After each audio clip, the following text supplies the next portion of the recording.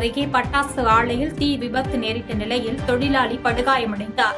விருதுநகர் மாவட்டம் சாத்தூர் அருகே உள்ள முத்துசாமிபுரத்தில் கீர்த்தி கிருஷி என்ற பெயரில் இயங்கி வரும் பட்டாசு ஆலையில் எதிர்பாராத விதமாக ஏற்பட்ட தீ விபத்தில் காக்கிவாடான்பட்டியை சேர்ந்த சுப்பிரமணி என்ற தொழிலாளி படுகாயமடைந்தார். உடனடியாக சக ஊழியர்கள் மற்றும் காவல்துறையினரால் மீட்கப்பட்ட அவர் சிவகாசி அரசு மருத்துவமனைக்கு சிகிச்சைக்காக அனுப்பி வைக்கப்பட்டுள்ள நிலையில் தீயணைப்புத் துறையினர் மீட்புப் பணியில் ஈடுபட்டனர். கொடைக்கானல் அருகே குதிரை மேய்ந்த தகராறில் வாலிபர் வெட்டி கொலை செய்யப்பட்ட சம்பவத்தை கண்டித்து உறவினர்கள் சாலை மறியல் போராட்டம் நடத்தினர்.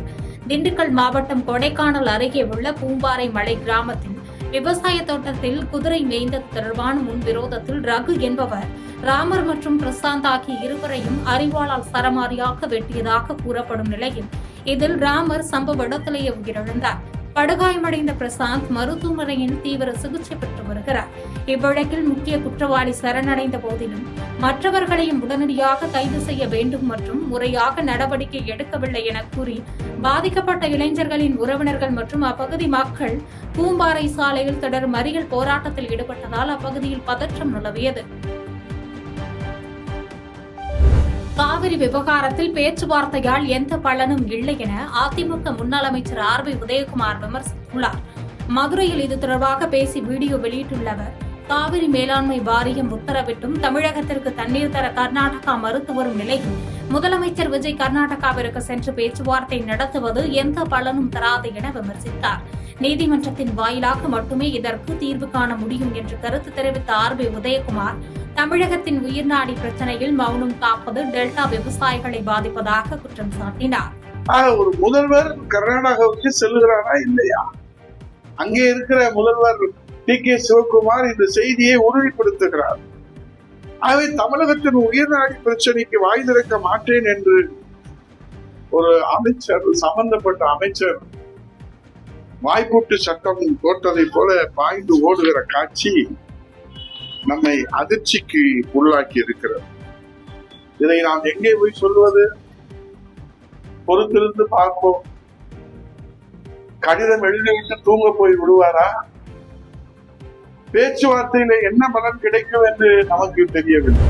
மதுரையில் உள்ள தனியார் மருத்துவமனையில் சிக்கலான அறுவை சிகிச்சைகளை துல்லியமாக மேற்கொள்ளும் அடுத்த தலைமுறைக்கான அதிநவீன ரோபோட்டிக் அறுவை சிகிச்சை சாதனத்தின் தொடக்க விழா நடைபெற்றது.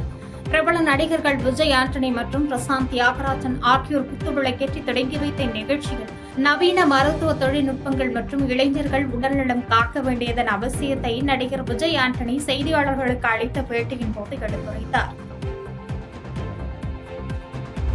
மதுரை மாவட்டம் சோழவந்தான் பேருந்து நிலையம் அருகே உள்ள அரசு நடுநிலைப்பள்ளி வளாகத்தின் முன்பு குப்பைகள் கொட்டப்பட்டு சுகாதார சீர்கேடு ஏற்பட்டதை அறிந்து சோழவந்தான் தொகுதி தாவேக சட்டமன்ற உறுப்பினர் கருப்பையா நேரில் சென்று ஆய்வு மேற்கொண்டார். அப்போது குப்பை வண்டி பஞ்சராகிவிட்டதால் அகற்றவில்லை என தூய்மை பணியாளர்கள் கூறியதை கேட்டு அதிர்ச்சியடைந்த அவர் உடனடியாக குப்பை அள்ளும் வண்டிகளுக்கு ஏற்பாடு செய்ய வேண்டும் என அறிவுறுத்தியதோடு இல்லையென்றால் தங்களே ஆட்களுடன் வந்து குப்பைகளை அள்ளுவோம் என எச்சரித்தது அப்பகுதியில் பரபரப்பை ஏற்படுத்தியது. சோழவந்தான் அருகே தேங்காய் குடோனில் லோடுமேனை வெட்டி கொலை செய்த மர்ம கும்பலை போலீசார் தேடி வருகின்றனர். மதுரை மாவட்டம் சோழவந்தான் அருகே உள்ள முள்ளிப்பள்ளத்தை சேர்ந்த சஞ்சய்குமார் என்பவர் தென்கரையில் உள்ள தேங்காய் குடோனில் லோடுமேனாக வேலை செய்து வந்த நிலையில் மர்ம நபர்கள் 3 பேர் திடீரென குடோனுக்குள் புகுந்து அவரை பயங்கர ஆயுதங்களால் சரமாரியாக வெட்டி கொலை செய்ததாக கூறப்படுகிறது. தகவல் அறிந்து விரைந்து வந்த காடுபட்டி காவல்துறையினர் உடலை கைப்பற்றி பிரேத பரிசோதனைக்காக மதுரை அரசு மருத்துவமனைக்கு அனுப்பி வைத்ததோடு கொலைக்கான காரணம் குறித்து தீவிர விசாரணை நடத்தி வருகின்றனர். ஆண் நண்பர் கொலை வழக்கில் பெண் உட்பட 3 ஆயுள் தண்டனை விதித்து ஒசூர் நீதிமன்றம் அதிரடி தீர்ப்பு வழங்கியுள்ளது. கிருஷ்ணகிரி மாவட்டம் சூளகிரி அருகே முரளி என்பவரை மூங்கில் கட்டையால் அடித்து கொலை செய்த வழக்கில் இறந்தவரோடு திருமணத்திற்கு மீறிய உறவில் இருந்த லட்சுமி மற்றும் அவரது மாமனார் பசப்பா மற்றும் தம்பி நரசிம்மராஜி ஆகிய 3 குற்றவாளிகள் என நிரூபிக்கப்பட்டதை அடுத்து அவர்களுக்கு ஆயுள் தண்டனையும் தலா 1000 ரூபாய் அபராதமும் விதித்து ஒசூர் மாவட்ட கூடுதல் அமர்வு நீதிமன்ற நீதிபதி சந்தோஷ் அதிரடி தீர்ப்பு வழங்கியுள்ளார். செய்திகளை உடனுக்குடன் தெரிந்து கொள்ள கீழ்கண்ட கேபிள் மற்றும் டிடிஎச் நெட்வொர்க்குகளில் எம்நாடு செய்தி தொலைக்காட்சியை காணுங்கள். பாதகம் செய்பவரை கண்டால் நாம் பயம் கொள்ளலாகாது பாப்பா. மோதி மிதித்துவிடு பாப்பா, அவர் முகத்தில் உமிழ்ந்துவிடு பாப்பா. அண்மை செய்திகளை உடனுக்குடன் தெரிந்து கொள்ள இணைந்திருங்கள் எம் நாடு தொலைக்காட்சியுடன்.